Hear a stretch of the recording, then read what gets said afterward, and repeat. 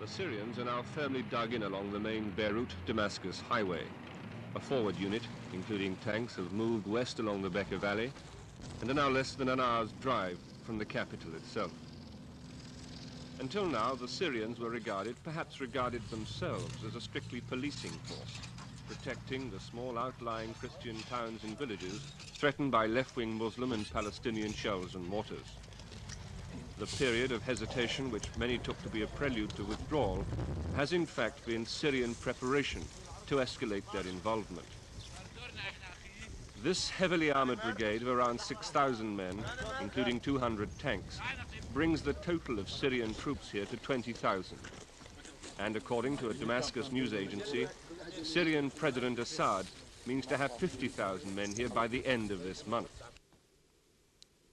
The Syrian force is spread now in a shallow horseshoe across the Bekaa Valley, leading off the Lebanese mountains, with Mount Hermon in the south on the Israeli border, and centering themselves on Beirut and the airport.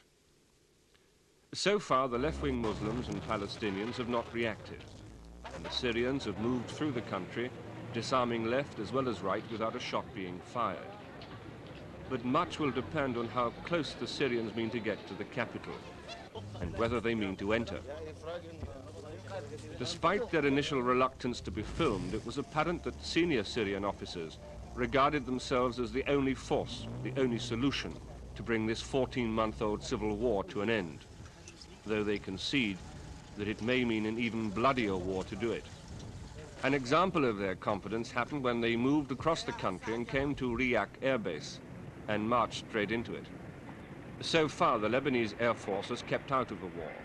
Had they joined one side or the other, they would certainly have ended it much sooner, albeit with terrible civilian casualties. The officer commanding the base told us that he and his men supported the Syrian intervention, as there seemed to be no other way out. The Syrians have been welcomed by the Christian right, who until now have always regarded them as their enemy, and denounced by the left-wing Muslims, who until now have always regarded them as their friends. But it's the Palestinians who are fighting with, in fact directing the Muslim left against the Christian right, who must be watched most closely. Because what's happening here is not unlike what happened in a neighboring Arab state 5 years ago. And what the Palestinians fear most about the developments of the past 48 hours is that the Syrians mean to do to them here in Lebanon what King Hussein did to them so successfully in Jordan. Michael Nicholson, News at 10, Beirut.